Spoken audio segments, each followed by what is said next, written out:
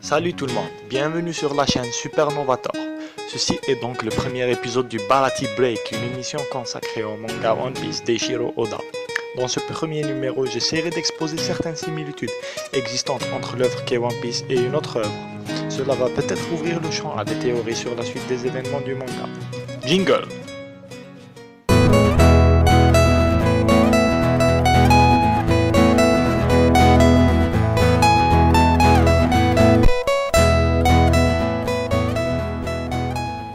Avant de commencer, je vous préviens, il y aura plein de spoilers des derniers chapitres. Alors, si vous ne lisez pas le manga, passez votre chemin. Sauf si vous vous en foutez. Bien, dans ce cas, commençons. Sanji, Luke Skywalker. Pourquoi, vous allez me dire? Voici venir les arguments.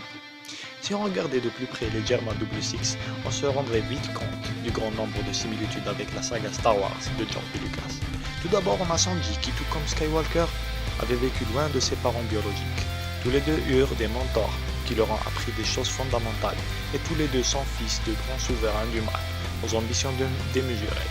Judge et Darth Vader, ou Dark Vador dans la version française, possèdent chacun une armée de clones à leur service, et veulent à tout prix faire plier le rejetant à leur volonté. Dark Vador voulait que son fils rejoigne le côté obscur de la force, tandis que Judge veut obliger Sanji à épouser la fille de Big Mom pour s'allier à elle et se renforcer ainsi sur le plan militaire. Si on continue avec le même raisonnement, on pourrait dire que Reiju serait la Leia dans One Piece. Essayez de voir leur nom, tous deux commencent avec pratiquement la même syllabe. Big Mom serait de cette manière Jabba le Hutt dans One Piece. Il est assez difficile d'imaginer la fin de cet arc, mais en démarrant de l'hypothèse qu'il est basé sur Star Wars, on pense très vite à un tas de trucs. L'arc Whole Cake Island va-t-il se terminer à la manière de Star Wars avec un combat Judge-Sanji où ce dernier perdra une main ou deux, et où Judge mourra suite à son sacrifice pour sauver Sanji des griffes de Big Mom qui voudrait le tuer dans un de ses excès de rage. De telles choses pourraient se produire, mais rien n'est sûr. La seule chose dont on peut être certain, c'est que les Mugi s'en tireront, mais avec une très grande difficulté, car c'est leur première confrontation avec un empereur. Il est évident qu'ils commettront des erreurs qui leur serviront de leçon face à l'empereur Kaido.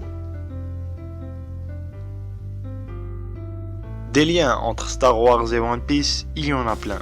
On a par exemple le nom de la technique qu'utilise Sanji pour voler qui porte le nom de Skywalk, ou aussi l'infiltration qui est à la fois le thème de l'arc actuel et l'un des thèmes de Star Wars. Si vous n'êtes toujours pas convaincu, je vous invite à regarder ceci.